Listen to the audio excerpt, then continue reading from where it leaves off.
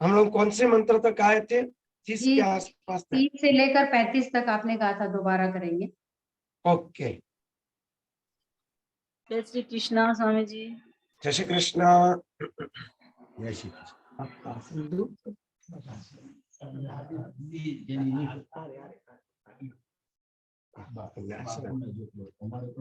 આપણે આવડા દેવ છે ને ગાદી લે બસ મહાત્મા નું ગાદી के बिना बैठा ना दोष है।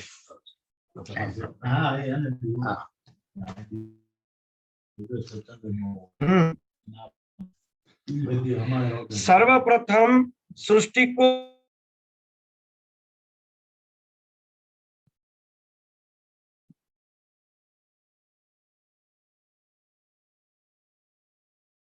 मुझे ब्रह्मा के पद पर बैठा अंडज, उद्बीज और पिंडज।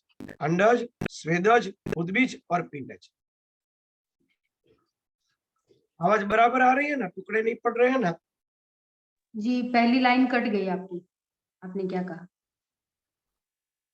आवाज आ रही है या टुकड़े पड़ रहे हैं? जी, अभी तो स्पष्ट आई, लेकिन पहली लाइन कट गई थी। आपने पहले जो कहा वो कट गया। हाँ, ओके। तो ये टावर में रख देता हूँ।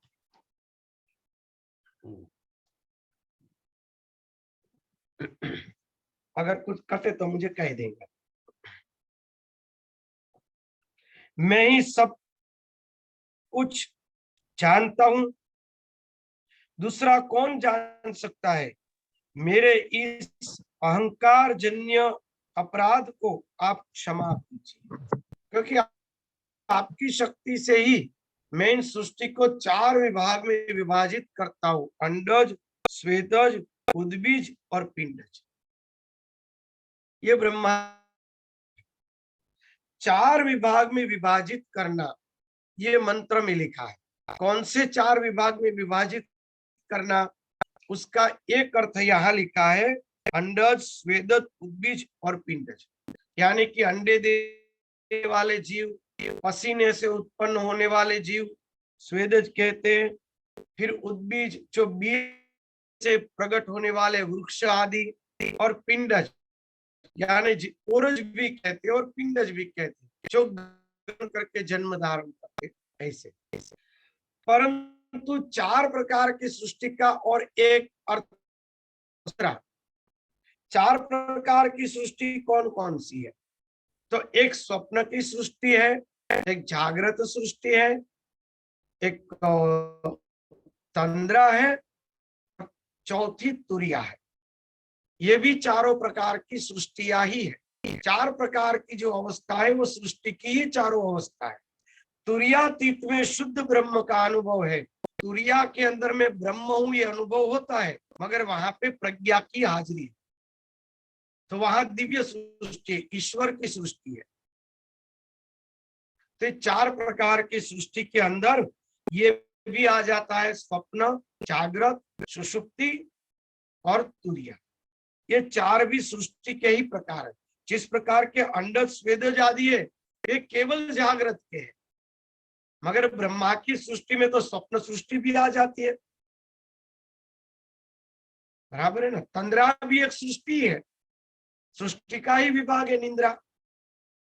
तो ये एक अर्थ बूढ़ ले तो बहुत शास्त्रीय एक अर्थ ये भी हो सकता है, तंद्रा भी और जागृत भी, स्वप्न भी और तुरिया। ये चारों के चारों जो है वो ब्रह्मा जी की सृष्टि के अंदर है।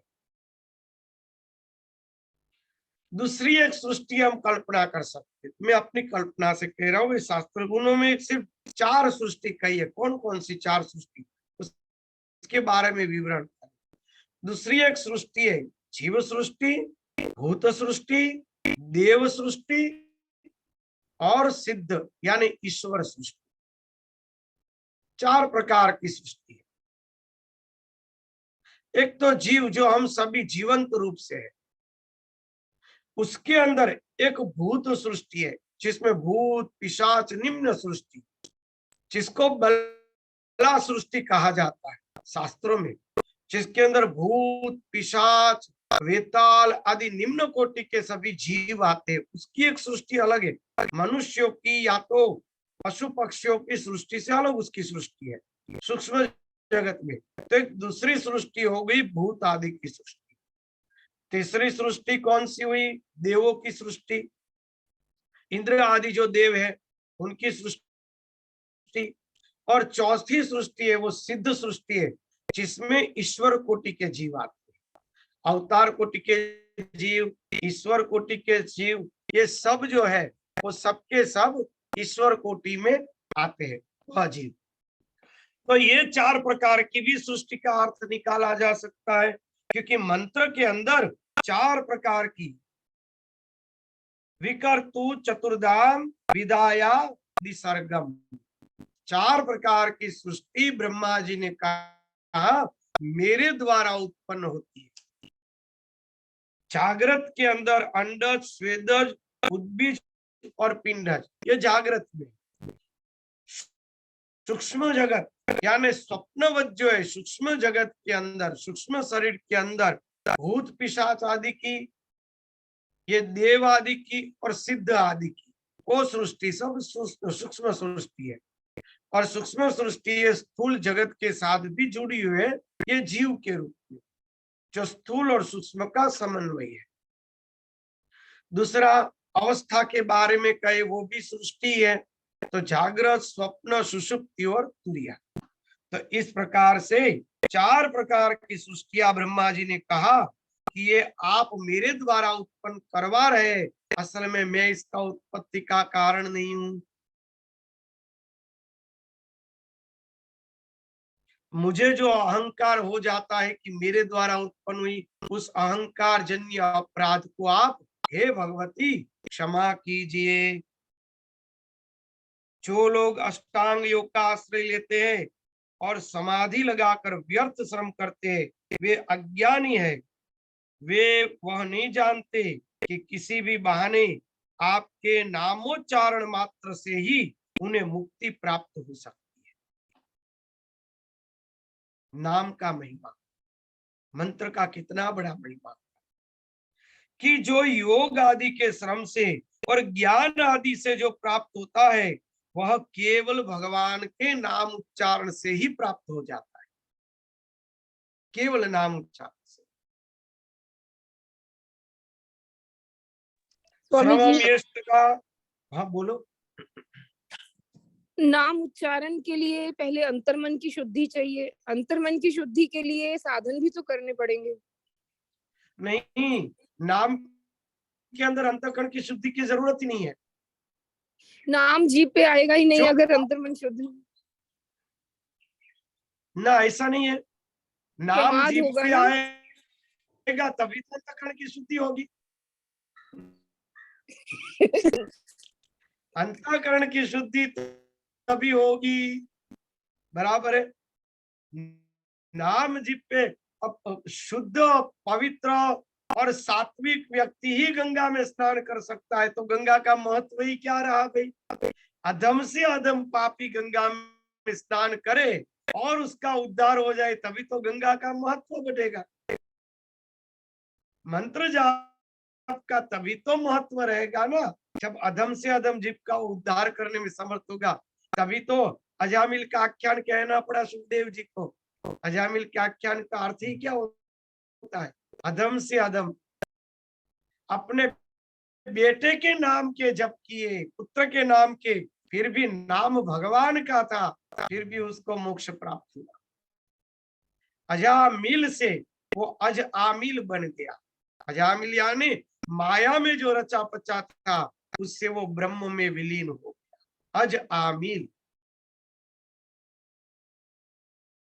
भगवान का नाम कोई भी पापी से पापी भी अज्ञानता में, क्रोध से, द्वेष से, किसी भी भाव से, ग्लानि से, ध्रुव जी महाराज ने ग्लानि से भगवान की आराधना की कि मेरे पिता मुझे गोदी में नहीं बैठा थे, ग्लानि, मेरी माता एक दासी है। ग्लानि से भगवान का भजन किया तो भी भगवान ने उसका उद्धार कर दिया। ध्रुव पद इतना बड़ा ग्लानि से किया। कंस ने तो द्वेष से किया, कृष्ण चाहिए ही नहीं मुझे, द्वेष से किया। वो अष्टम पुत्र ही नहीं चाहिए, फिर भी उसका उद्धार हो गया। तो कंस कहा ऐसा पुण्य करने गया था, अंतःकरण शुद्धि, जो भगवान का नाम उसके स्मरण में आ जाए, फिर भी उसका उद्धार हो गया। शिशुपाल, भगवान ने कहा 100 बार मुझे गालियां देगा ना, बाद में उसका वध करूंगा। 100 बार गालियां नहीं थी, भगवान से 100 बार उसका अनुसंधान था। भगवान ने कहा 100 बार मेरे साथ अनुसंधान करेगा, उसके सब प्रकार के पापों को मैं नष्ट कर दूंगा। 100 बार द्वेष से भगवान से अनुसंधित हुआ, 100वीं बार अनुसंधित हुआ, उसकी इतनी योग्यता प्राप्त हो गई, भगवान के समकक्ष हो गया। भगवान ने उसका तेज अपने में समा लिया। हरि सभा में मस्तक काटा और तेज प्रकट होके भगवान में विलीन हो गया सबके सामने। तो उसको अंतःकरण की शुद्धि कहाँ थी? भगवान का किसी भी नाम, किसी भी स्वरूप से नाम ग्रहण किया जाए तो कल्याण ही। तो ये जो है मुक्ति प्राप्त हो सकती है। कैसे? आज सुबह ही बहुत अच्छी चर्चा हो रही थी जप के बारे में। अष्टांग योग के द्वारा समाधि लगाकर या तो जो ज्ञान प्राप्त करके जो प्राप्त होता है, वह केवल नाम उच्चारण मात्र से बिना श्रम से हो सकता है। वो क्यों? सुबह को बड़ी अच्छी बात हुई कि भगवान नारायण बद्रीनाथ के अंदर तपस्या करते, नर नारायण, किसके लिए? हम लोगों के लिए। जो उसका नाम स्मरण करेगा, जो उसका दर्शन करेगा, उसे उसका पुण्य प्राप्त होगा। बराबर है? तो उसी तरह भगवान शिव कैलाश में क्यों तप कर रहे हैं? उसको तप करने की क्या जरूरत है? हम लोगों के लिए तप करे। भगवान विष्णु शेष शैया के ऊपर तप कर रहे हैं। भगवान दत्तात्रेय, जो जो भी भगवान के अवतार है, तपस्या कर रहे। ऋषभ देव जी महाराज, जो जो भगवान के अवतार है वो तप कर रहे, आज भी तप कर रहे। उसका कारण है वो हमारे लिए तप कर रहे। जब हम उसका मंत्रोच्चार करते, उसके मंत्र से उसका अनुसंधान होता है, तो उसकी तपस्या का फल हमें स्वाभाविक प्राप्त होता है, हमारा उद्धार होता है। क्योंकि वो तप से क्या करते हैं? जैसे हमारी प्राण कला है, उसको कुंडलिनी कहते हैं, उसी तरह विश्व की प्राण कला को कहा जाता है हिरण्यगर्भ। वो हिरण्यगर्भ को अपना स्वरूप मान के तप करते हैं, इसीलिए उसको ईश्वर कहा जाता है। उसकी प्राण कला हिरण्यगर्भ है। वो हिरण्यगर्भ को अपनी प्राण कला मान के तपस्या करते हैं। हिरण्यगर्भ में हम सब जीव आ जाते हैं। हम सबके लिए तप करें। जो उनसे अनुसंधित होगा उनको तप प्राप्त हो जाएगा। तो ना आपको तप करना पड़ेगा, न ज्ञान की बड़ी बड़ी चिंतन करना पड़ेगा। अब केवल न योग सिद्ध करना पड़ेगा, केवल भगवान के नाम स्मरण के साथ जुड़ जाने से भगवान की जो शक्ति है वो आप में नाम स्मरण के द्वारा ही प्रकट हो जाती है, अनुसंधान करने से। ये नर्मदा नदी है, हमारे सौराष्ट्र में कोई नदियां इतनी नहीं है, बारिश में थोड़ा सा पानी आता है, मगर कैनाल लगा दी सरकार ने तो पूरे सौराष्ट्र पानी पानी हो गया। नर्मदा का पानी वहां तक पहुंच गया। मगर कैनाल का पानी डैम में आएगा, जो हर गांव में, वहां से नल में आएगा, तो नल तो हमें खोलना पड़ेगा ना। नल खोला तो नर्मदा जी का पानी वहां तक, घर तक पहुंच गया। नल हमें खोलना है, जप हमें करना। वहां तक की सिस्टम इन लोगों ने सेट कर दी। केवल जप शुरू करो, जितना जप करोगे उतनी भगवान की शक्ति आपको बिना श्रम प्राप्त हो जाए। कुछ न करो, केवल जप। इसीलिए यहाँ पे कहा न जानन्ति ते नाम मोक्ष प्रदम वा समुच्चरति जातु माम विषेण। आपके नाम उच्चारण मात्र से ही उन्हें मुक्ति प्राप्त हो सकती है। इस तरह से केवल भगवान के नाम का महिमा, कुछ न करो, भगवान के नाम के मंत्र जाप करते रहो। मंत्र जाप करते करते भी जिस देव की आप उपासना कर रहे, उसके तप का आपको फल स्वाभाविक प्राप्त हो जाए। स्वाभाविक। कुछ लोग तो आपके नाम का आश्रय छोड़कर विमोहित हो तत्वों की संख्या के फेर में पड़ जाते, क्या वे इस भवसागर में मूर्ख नहीं है? तत्वों की संख्या का चिंतन करते रहते मगर आपका चिंतन नहीं करते हैं, तो इनसे बड़ा मूर्ख कौन सा है? ये स्वामी 26 जी, तत्व है, ये मन है यहाँ और बुद्धि है। वेदांत की आलोचना है क्या? वेदांत की आलोचना नहीं है, वेदांत के अंदर जो क्षति है उसकी आलोचना है, जो उसका विरुद्ध अर्थ निकालती है उसकी आलोचना है। वेदांत के अंदर जो तत्वों की चर्चा करते रहेंगे, इसको मन कहा जाएगा, इसको बुद्धि कहा जाएगा, इसको ये कहा जाएगा, ये 5 तत्व है, ये 5 इंद्रिया है, इसकी तन मात्रा है, सबको अलग अलग करता रहेगा, चिंतन करता रहेगा, भगवत चिंतन नहीं होगा तो भगवान से जुड़ेगा ही नहीं। तत्वों का चिंतन उसे काम क्या लगेगा? ऐसे थोड़ा ही वो तत्वों के चिंतन से अलग हो जाएगा। पूरी जिंदगी वो तत्वों का चिंतन करेगा फिर भी वो अलग नहीं हो सकेगा। आप बोलिए। स्वामी जी, इसी विषय सुमन पे दीदी कहना चाहते। जो मतभेद होता है, इस मतभेद से हमारे अंदर थोड़ा कंफ्यूजन आता है कई बार। तो इसी विषय पे मेरे मन में विचार आया कि कहते हैं वेदों में ये मंत्र है महामंत्र की, हरे राम राम राम हरे हरे, हरे कृष्ण कृष्ण कृष्ण हरे हरे। अब इस्कॉन में करते हैं हरे कृष्ण कृष्ण कृष्ण हरे हरे, हरे राम राम राम हरे हरे। तो मेरे मन में विचार ये आता है कि राम भी वही है, कृष्ण भी वही है, पहले राम कह लो या कृष्ण कह लो। अगर हम मन में, आपने कहा भक्त की तो परिभाषा वही है जो विभक्त न करे, तो हम अगर खुद ही विभक्त कर दे रहे हैं तो फिर हम भक्ति कैसे कर पाएंगे? तो क्या इससे कोई हाँ। फर्क पड़ता है कि हम पहले हरे राम बोले या पहले हरे कृष्ण बोले? पर दूसरी एक बात कहूं, आप एक काम करो, 1 घंटे तक राम से चालू करो या कृष्ण से चालू करो, बीच में आ जाओगे तो कौन सा पहले और कौन सा बाद में? हाँ, वो होता है हरे होता राम है। राम राम हरे हरे, हरे कृष्ण कृष्ण हरे हरे, हरे राम। वो दोनों एक ही है, न कोई पहला है न कोई बाद में है। वही वही शुरुआत वही का कोई मैंने महत्व ही नहीं, हाँ, बस शुरुआत करना ही श्रेष्ठ है। तो ऐसा लगता है स्वामी जी, पता नहीं हो तो ज्यादा अच्छा रहता है, पता होने के बाद दिमाग में कंफ्यूजन आता है, ज्यादा ज्ञान भारी हो हाँ गया, राइट। ये हो गया ज्यादा ज्ञान भारी हो गया। देखो, ज्यादा ज्ञान भारी मत होने दो, ज्यादा ज्ञान में ऐसा ज्ञान लो कि ज्ञान का समन्वय हो जाए, क्योंकि ज्ञान कभी न कभी तो सामने आएगा, कंफ्यूजन खड़ी होगी, उससे अच्छा है समन्वय करना ही सीख लो। हाँ, तो स्वतः जो होता जाए वो ठीक है, झगड़ा करने से अच्छा है समन्वय कर लो। मतलब स्वतः जो होता जाए वो ठीक है, उसमें वो दिमाग लगाने की आवश्यकता नहीं है, यही तो खुद ही नहीं लगाए। बस इतना ही दिमाग लगाना है, जो भी उपासना कर रहे हैं उसमें भगवान से प्रेम होता रहे और भगवान का स्मरण चालू रहे, बस इतना दिमाग चलता रहे, वो उतना बस बराबर है। वो जहाँ पे दिमाग घूमे उसको घुमा, बराबर है ना।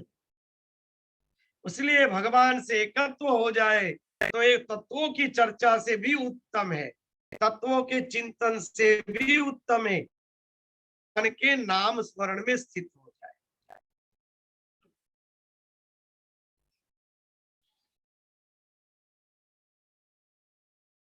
हे अजय, अजय भगवती को अजय शब्द जीतने वाला कोई नहीं, मम माया दुरत्वया, भगवान ने कहा ना वो अजय है। क्षीण विष्णु शिव आदि के परम तत्व ज्ञान का अनुभव कर लिया है, वे ज्ञान क्या आधे निमेष मात्र के लिए भी आपके पवित्र चरित्र तथा शिवा अंबिका शक्ति ईश्वरी आदि नामों का विस्मृत कर सकते हैं? वाह, एक सोचने जैसी बात, चिंतन करने जैसा मंत्र है। सूक्ष्म बुद्धि यहाँ पर उपयोग करनी पड़ेगी। ब्रह्मा विष्णु आदि जिन्होंने तत्व का ज्ञान प्राप्त कर लिया है, क्या वो एक पल के लिए भी शिवा अंबा ईश्वरी आदि नामों को क्या विस्मृत कर सकते हैं? तो उसका अर्थ ये नहीं शिवे शिवे शिवे शिवे ऐसे नहीं बोलते हैं। वो नाम के 4 विभाग है, भगवान के नाम 4 कोटि में होते। मैं उदाहरण बाद में दूंगा ताकि व्यवस्थित से समझ में आ जाए। वेखरी, मध्यमा, पश्यंती और परा, ये चारों को भगवान का नाम ही कहा जाता है। भगवान का नाम ओम नमः शिवाय, ओम नमः शिवाय, ओम नमः शिवाय, ये वेखरी हो गया। मुंह बंद करके मन में बोलने लगे ओम नमः शिवाय, ओम नमः शिवाय, ओम नमः शिवाय, मध्यमा हो गया। मंत्र में इतनी एकाग्र हो गए कि तन्मय हो गए, मंत्र चल रहा है, आप उसके दृष्टा हो गए, तो वो मंत्र पश्यंती हो गया। मंत्र को देख रहे, आप कर नहीं रहे, मंत्र के दृष्टा बन जाए। इतनी तन्मयता हो जाए कि आप समाधिस्थ हो जाए और मंत्र अंदर से प्रकट हो रहा है, पश्यंती। फिर उस पश्यंती के अंदर जिस मंत्र को कर रहे, या तो वो मंत्र दिखाई देगा, या तो फिर वो इष्ट के दर्शन हो जाएंगे, वो भी पश्यंती है। और वो इष्ट जो है, मंत्र की ऊर्जा है, वो और आप एक हो जाएंगे कि मैं ही कृष्ण हूं, मैं ही शिव हूं, अद्वैत भाव प्रकट हो गया, तो उसको कहते हैं परा, पश्यंती और परा। तो चारों के चारों मंत्र है। तो यहाँ ब्रह्मा विष्णु महेश तत्व के अनुभव वाले हैं, तो उसको ये बोलना नहीं पड़ता शिवे शिवे शिवे, ये स्वयं समाधिस्थ अवस्था में स्वयं शिवा स्वरूप है। उसीलिए तो भगवान शिव जी काल रूप है, काले रंग के हैं, फिर भी गौर दिखाई देते, क्योंकि माँ भगवती का रूप उसके अंदर आ गया। और माँ भगवती शिवा गौर रंग की है, फिर भी वो काली दिखाई देती है, क्योंकि शिव का रंग उसके अंदर आ गया। दोनों का आमने सामने, बराबर है ना। असल में महामाया जो है वो अंधकार रूप है, इसलिए कृष्ण, क्योंकि कृष्ण उसकी उपासना कर रहे हैं, और राधा जी गौर है, क्योंकि भगवान प्रकाश रूप है। ये उल्टा है, भगवान काले नहीं है, प्रकृति अंधकार है और पुरुष प्रकाश रूप है। प्रकृति पुरुष का अनुसरण करने के कारण वो प्रकाश में हो गई, और प्रकृति का अनुसरण करने के कारण पुरुष काले हो गए। भगवान विष्णु श्याम है और लक्ष्मी जी गौर है, आमने सामने। यानी कि लक्ष्मी जी ब्रह्म चिंतन में है और भगवान शिव जी शिवा के चिंतन में, प्रकृति के चिंतन में। उसको भी जप कहा जाएगा। भगवान विष्णु योग निद्रा में समाधिस्थ होके केवल उसके स्वरूप बन के रहते, समाधिस्थ, तो उसको भी उसका जप ही कहा जाएगा। उसके लिए वो नाम लेने की जरूरत नहीं, वो परावस्था है, भगवान की परावस्था है, वो भगवती के साथ परावस्था से मिले हुए हैं। समझ में आ गया? प्रश्न पूछना है तो पूछ सकते हैं। बराबर है, 4 अवस्था है। ओके,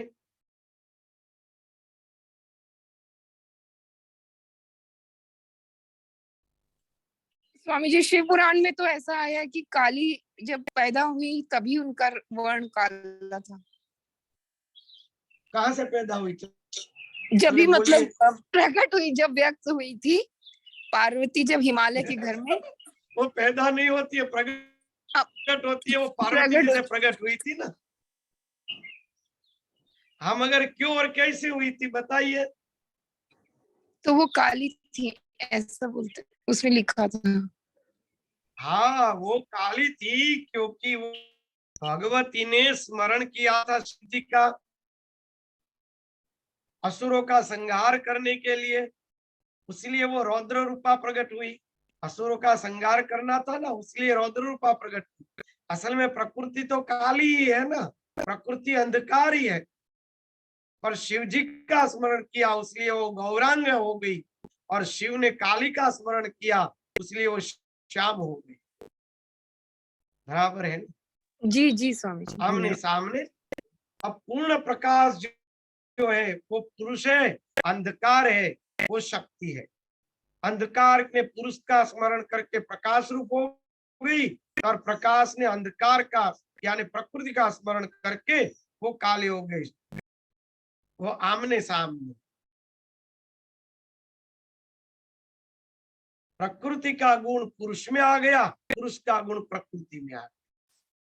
वो जो चिंतन है आमने सामने एक दूसरे का, उसी को कहते हैं कि विष्णु भगवान स्वयं उसका जप करते। जप यानी माला लेकर ऐसे करते नहीं, परा अवस्था में तद्रूप हो गए। चिंतन करना, उसमें तद्रूप हो जाना, उसको भी जप कहा जाता है, जिसे कहते हैं परावस्था, समाधि अवस्था। भगवान विष्णु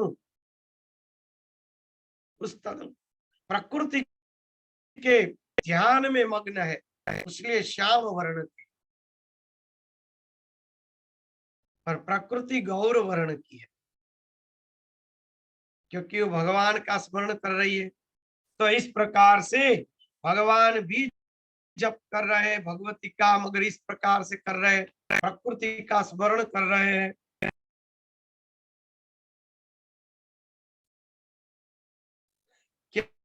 क्या आप विश्व की रचना करने में समर्थ नहीं है? भगवती को पूछते कि वे आप विश्व की रचना करने में समर्थ नहीं है? पूरे समर्थ है।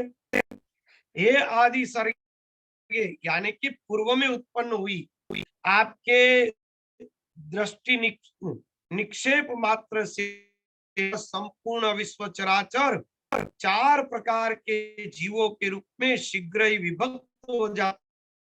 प्रकार मुझ ब्रह्मा की सृष्टि तो आप मनोविनोद के लिए उनके पुनः स्वतंत्र जो चलाती है वही करती है। वो तो आपके केवल दृष्टि निपेक्ष यानी दृष्टिपात मात्र से ही हो जाता है।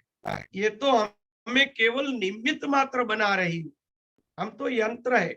विद्युत तो आप है, अगर विद्युत ही नहीं होगा तो फ्रिज, ये लैपटॉप, ये लाइट, ये सब कैसे चलता? विद्युत ही है भगवती, आपको हम सब तो यंत्र है, ये कहना चाहती है ब्रह्मा जी।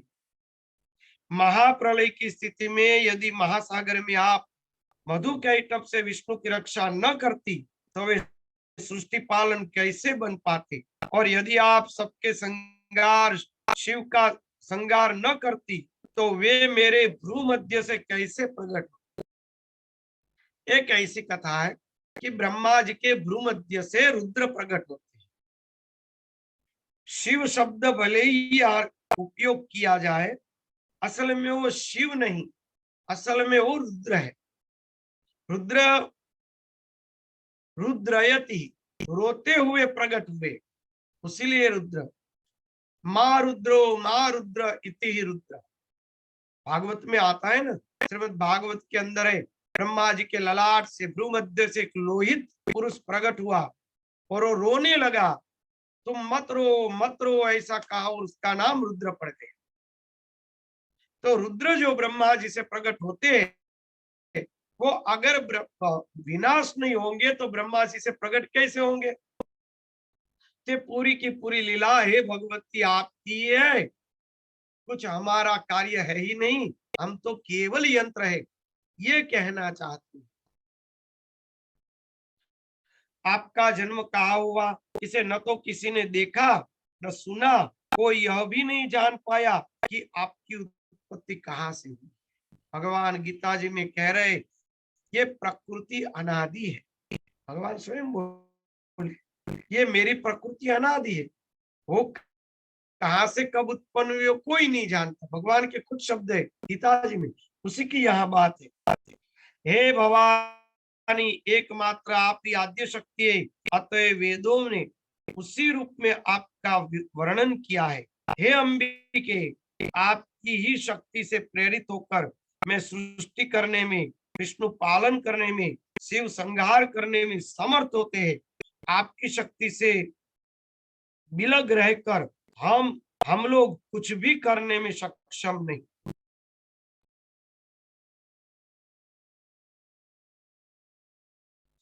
चलो 38 मंत्र आया है, थोड़ा हम लोग चंद्रकांत महाराज जी को भी सुनेंगे। थोड़ा आप भी कुछ भगवान बद्रीनाथ जी के बारे में या थोड़ा अच्छा सत्संग कीजिए, या तो इसी बारे में कुछ कीजिए जो आज सत्संग हुआ। 38 लिख लिया ना? 38 जी लिख लिया। बोल बद्री विशाल भगवान की जय, हे मात की जय, सदगुरु देव की जय, रणछोड़ राय भगवान की जय। नमः पार्वती पतये हर हर महादेव हर। हरे भक्तों, आपने अभी एक बहुत अच्छा प्रश्न किया कि पहले किसका नाम लिया जाए, राम का नाम लिया जाए या कृष्ण का नाम लिया। वाह! अब इस में आप दुविधा में पड़ गए, राम बड़ा या कृष्ण बड़ा। समय परिवर्तन और परिवर्तन होता है। सतयुग, द्वापर, त्रेता और कलयुग। तो यदा यदा हि धर्मस्य ग्लानिर्भवति भारत अभ्युत्थानाय धर्मस्य तदात्मानं सृजाम्यहम्। ये वेद की रचना है कि जब भगवान कब अवतरित होते हैं, कि जब भक्तों पे संकट आता है और धर्म की हानि होती है, पृथ्वी रसातल हो जाती है, तो भगवान उसको बचाने के लिए अवतरित होना पड़ता है। मत्स्य अवतार लिया, बारही अवतार लिया, नरसिंह अवतार लिया। अब आप कहोगे कि पहले हम किसको लें, किसका नाम लें? है शक्ति एक। उस शक्ति से ही सब उत्पन्न है, वही सबको चलाती है। ब्रह्मा विष्णु महेश ये कार्य क्षेत्र है, कार्य दिए गए हैं कि सृष्टि रचयिता, पालन करता और संहार करता। तो उनके द्वारा ही ये सब, आदि शक्ति से ही सब संचालित होते हैं। आप किसी भी मार्ग पे कान को यहाँ से पकड़ो, यहाँ से पकड़ो, यहाँ से पकड़ो, कैसे भी पकड़ो, रास्ता एक है, नाम अलग अलग। भ्रमित नहीं होना है कि पहले हम किसको भजें या किसको भजने से हमको ज्यादा फायदा होगा, किसको भजने से कम फायदा होगा, ये मन में विचार नहीं रखना है। भगवान का जो भी तुम नाम लोगे, जिस ईश्वर को जपोगे, उसी वही तुम्हारे अंदर शक्ति को, ऊर्जा को पैदा करेगा और वही ज्योत तुम्हारी जलेगी और उसमें लय होगी। और वो शक्ति वर्धन करता, जो विश्व रचयिता है, पालन करता है और संहार करता है, उनकी शक्ति वर्धित होगी और विश्व में शांति का, अमन का, सुख शांति का, और जो कण विषैलु कण है उनको मारने का काम है और स्वच्छ वातावरण को देंगे और पृथ्वी शांतिमय रहेगी। सुख शांति से सब जीवों का भरण पोषण, परिवर्तन सब कुछ हो। और जब जब धर्म की हानि होती है, रसातल में जाता है, इसका मतलब ये है कि आसुरी शक्ति ज्यादा बढ़ गई है, उसमें विषैलापन आ गया है, विष ज्यादा भर गया। जब विष ज्यादा भर जाता है तो फिर भगवान को अवतरित होना ही पड़ता है। समुद्र मंथन के समय भगवान शंकर भगवान ने विष को पी लिया था। अगर वो विष अगर बढ़ता तो यहाँ पे सब जीव जंतु का होते ही मरण होता। उनको उन्होंने कंठ में धारण किया, अपने कंठ में धारण किया। इसका मतलब क्या है कि सारी दुष्कर्मों को, बुरी भावनाओं को दमन करके और उन्होंने विश्व को चेताया है और जीव को उठाया है और जागृत किया है कि तुम स्वयं, तुम्हारे घट में भगवान है, अंतरात्मा में भगवान है और तुम उसको जागृत करना नहीं जानते। तुम अज्ञानी हो, उसको जागृत करो। उसके लिए गुरु की आवश्यकता पड़ती है। गुरु होना बहुत जरूरी है और गुरु मार्ग प्रदर्शन करता है। और गुरु के बताए हुए सदगुरु होना चाहिए। गुरु होना चाहिए सदगुरु। गुरु को भी अपनी समझ से परख लीजिए कि हमारे गुरु बनने के लायक है या नहीं है, हमको मोक्ष धाम देने वाला है कि नहीं है, हमको संकट से तारने वाला है कि नहीं है। ये तुम्हारे अंदर विवेक और बुद्धि होनी चाहिए। खाली गोपियों में देखो, उद्धव जी बहुत ज्ञानी थे। भगवान श्री कृष्ण के सलाहकार थे, परम सलाहकार उद्धव जी थे। इसलिए उन्होंने उद्धव जी को, उनके अंदर भी अहंकार आ गया था उद्धव जी के अंदर।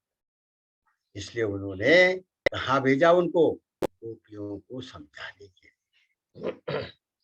तो गोपियों ने कहा दो दो हम योग हम लाए। माने हम और किसी भाषा को नहीं जानते प्रेम के अलावा।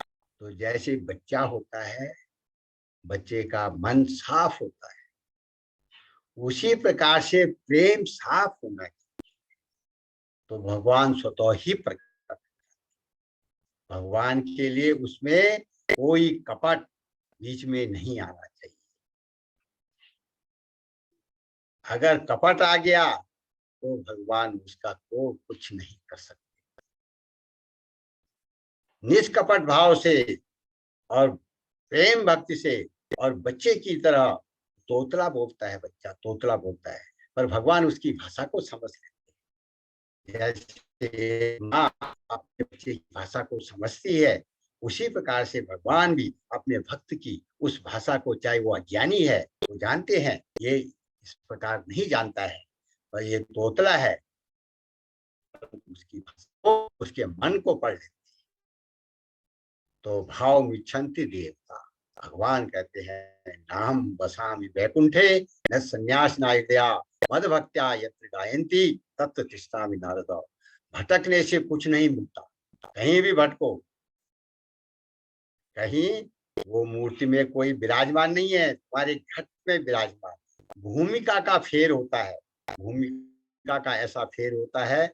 आज मैं नर्मदे के किनारे और यहाँ पे आश्रम में बैठा हूँ। इस आश्रम में मुझे ऐसी अनुभूति हो रही है कि साक्षात यहाँ पे ऋषि मुनि और देवों ने तपस्या की है, जिससे ये भूमि पवित्र है। पवित्रता का मतलब ये होता है कि यहाँ पे जितना भी अनुष्ठान हुआ होगा, जितनी सांसें चली होंगी, आप अपने मैंने ऊर्ध्व से ऊपर तक सांसें चलाते हैं ना, तो वायुमंडल शुद्ध हो जाता है। तो ये पवित्र भूमि वायुमंडल उन ऋषियों के द्वारा शुद्ध है कि जहाँ पे आते ही मन स्थिर हो जाता है। और कोई भूमि ऐसी होती है कि जहाँ पे जाने से मन भटक जाता है। तो ऐसी भूमिका का फेर होता है। भगवान किसी हम प्रतिष्ठित करते हैं, भगवान के प्रति हमें साकार में, हमारी आस्था साकार में है, निराकार में दी है।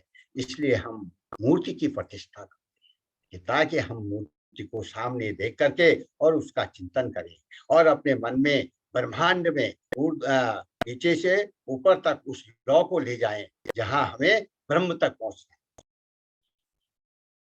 उसको प्रज्वलित करना है। तो यही भगवान का, कभी भी तुम ऐसा मत करना कि मैं ये नाम लूं वो नाम लूं, रास्ता मत भटको। एक है शक्ति, एक है, कोई भी नाम लोगे उसी में वो शक्ति जागृत हो जाएगी और अंतरात्मा में, अंतरात्मा की लौ ब्रह्मांड में चलने लगी और वही लोग तुम्हें मोक्ष का धाम बताएगी, रास्ता बताएगी। बोल बद्री विशाल भगवान जी जय। वाह सुंदर। किसी को कोई प्रश्न है तो पूछ सकते हैं। बद्री विशाल जी के बारे में भी प्रश्न हो तो पूछ सकते हैं। वर्षों से वहीं रह रहे, भगवान की पूजा का बड़ा लाभ लेते हैं, बहुत अनुभव किए भगवान के सानिध्य। हाँ कपाट बंद है। कपाट बंद होंगे। अभी 6 महीने कपाट बंद रहते हैं। 6 मासम देवतम पूज्यम, 6 मासम नरम च, वो 6 महीना देव यात्रा होती है और 6 महीने नर यात्रा होती है। जिस समय भगवान अक्षय तृतीया से कपाट खुलते हैं और भैया बीज तक कपाट भैया बीज तक खुले रहते हैं, भैया बीज के बाद बंद हो जाते हैं 6 महीने के लिए। ये यहाँ पे पुराणों में, वेदों में ये मान्यता लिखी हुई है, 6 मासम देवतम पूज्यम 6 मासम नरम च। क्यों कि भगवान विष्णु ने माता लक्ष्मी जी को वरदान दिया था कि यहाँ पे लक्ष्मी, तूने मेरी सेवा बेर के रूप में की है, झाड़ के रूप में की है, और मेरे को बर्फ से बचाया है, पानी से बचाया है, धूप से बचाया है, और मैंने बैठ करके आराम से तपस्या की और तुमने अपने शरीर को बदला है। इसलिए मैं तुमको यहाँ पे वरदान देता हूँ कि तुम यहाँ पे, मैंने पहले तुम्हारा नाम आएगा और पीछे मेरा नाम आएगा। इसलिए बेर के झाड़ को ही बद्री कहते हैं। बद्रीनाथ, बद्री नारायण, बद्री विशाल कहते हैं। जो गया बद्री उसकी काया सुधरी, कदाचित आए उधरी, तो कभी न हो दरिद्री, उसका पुनर्जन्म नहीं होता। पुनरअपि जननम पुनरअपि मरणम, जठरे जननी जठरे शयनम, भज गोविंदम भज गोविंदम। तो यहाँ पे भगवान ने वहां पे वरदान दिया था, और वो भूमिका साक्षात स्तुमो वैकुंठो बद्री नारायणो हरि। वो नारद की मोहभंग भूमि है, उद्धव की योग भूमि है, और 5 भाई पांडवों की मोक्ष भूमि है। तो ये वो भूमिका आज से 5600 वर्ष पहले 5 भाई पांडव वहां पे गए थे, और उन्होंने, उनका वो परीक्षा वाली भूमि है, और उन्होंने वहीं पे शरीर छोड़ दिया था। सदैव बैकुंठ पहुंचे थे। धर्मराज युधिष्ठिर, सतोपंथ वहां से 25 किलोमीटर पे आता है, सतोपंथ मानसरोवर। तो वहां पे स्वर्ग सीढ़ियां हैं। तो धर्मराज युधिष्ठिर के साथ में जो धर्म था, कुत्ता बन करके भगवान ने कुत्ता बन करके भेजा था रास्ता दिखाने के लिए, वो धर्म प्रकट हुआ। और धर्मराज युधिष्ठिर को कहा, धर्मराज तुम परीक्षा में पास हो गए हो, तुम्हारे ऊपर कोई जात का पाप नहीं है और कोई अभिमान नहीं है, और पुष्पक विमान आता है तुम्हारे लिए, उसमें बैठ करके सीधे स्वर्ग में चलो। तो स्वर्ग में गए थे साक्षात धर्मराज युधिष्ठिर। तो परीक्षा वाली भूमि है और ये मानने वाली भूमि है। मानो तो सब कुछ है, नहीं मानो तो कुछ नहीं है। आज हमारे वैज्ञानिक उसी चीज का, जो हमारे वेदों में लिखा हुआ है, उसी का अनुसरण कर रहे हैं, और उसी की खोज से धीरे धीरे धीरे धीरे करके विकास कर रहे हैं। ये सब चीजें पहले की हैं, जो सतयुग द्वापर त्रेता में हुई है, वो आज कल युग में उसको साइंस के द्वारा जमीन पे उतारा। इसीलिए तो अमेरिका हमारे यहाँ से वेदों को चुरा के ले गया, वो भी उसी का अनुसरण करता है। हमारे वेदों में सब लिखा हुआ है। आयुर्वेदिक औषधियां हैं जो बने, द्रोणागिरी पर्वत पे सब बने। लक्ष्मण को शक्ति लगी थी तो जो मूर्छित हो गए थे तो जीवित हो गए। कोई उस समय कोई इंजेक्शन नहीं था, है ना, कोई बने एलोपैथिक दवाई नहीं थी कि जो एलोपैथिक दवाई देके और उसको ठीक किया जाए। है सुसैन वैद्य ने अपनी जड़, वो बूटी आई, उसको घोट करके उस पे लगाया और तुरंत लक्ष्मण जीवित हो गए। तो आयुर्वेदिक दवाइयों का जानना बहुत माने उसको पहले समझो, जानो, तो रोग सब मिट जाएगा। और एलोपैथिक दवाइयाँ रोग को क्या करते हैं, दबाती है। वो दवा देती हैं, समय के लिए दवा देंगी, आप जितने जीवित रहोगे दवा देंगी, फिर उसके बाद में रोग उभर जाता है, तो उससे साइड इफेक्ट भी हो जाता है। और आयुर्वेदिक से साइड इफेक्ट नहीं होता है। आयुर्वेदिक बिल्कुल समूल जड़।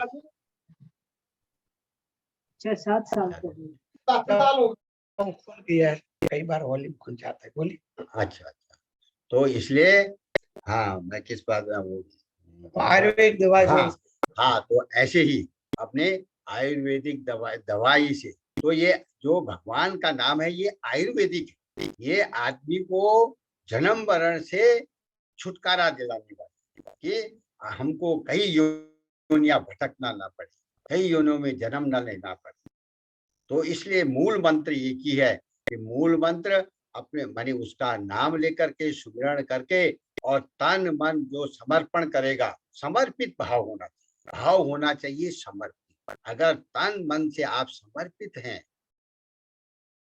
तो भगवान स्वयं आपके हृदय में स्वयं वास करके ही आपका अनुसरण, वो आपको रास्ता बताएंगे, स्वयं बैठ जाएंगे आपके घर में कि बेटा ऐसा कर, ऐसा कर। स्वयं स्वयं तुम्हारा मन बोलने लगेगा, आत्मा बोलने लगेगी और आपको भटकना नहीं पड़ेगा और सीधा मार्ग पकड़ो।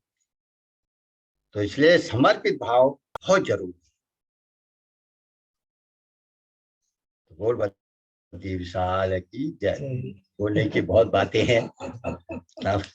तब हरि अनंत हरि कोई किसी कथा का- अनंता।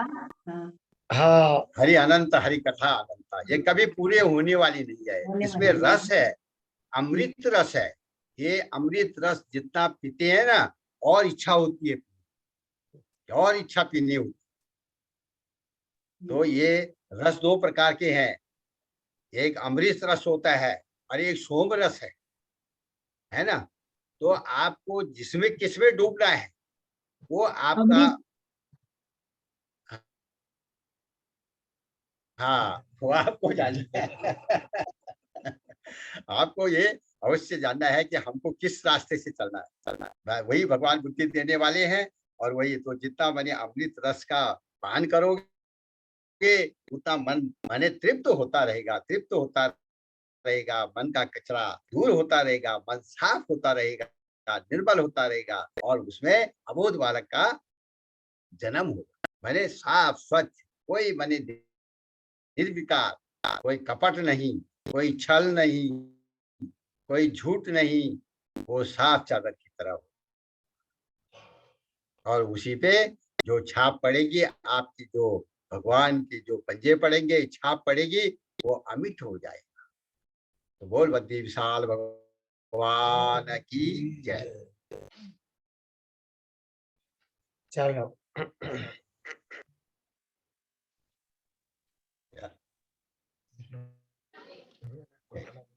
हाँ बोलो प्रणाम प्रभु। सभी। प्रणाम सभी। प्रणाम राधे राधे। प्रणाम। प्रणाम स्वामी जी। राधे राधे। स्वामी जी, जय श्री हरे कृष्णा कृष्णा। स्वामी जी। हरे कृष्णा, प्रणाम। जय कोटि हरि, चरण जय वंदन स्वामी हरि। जी। कोटि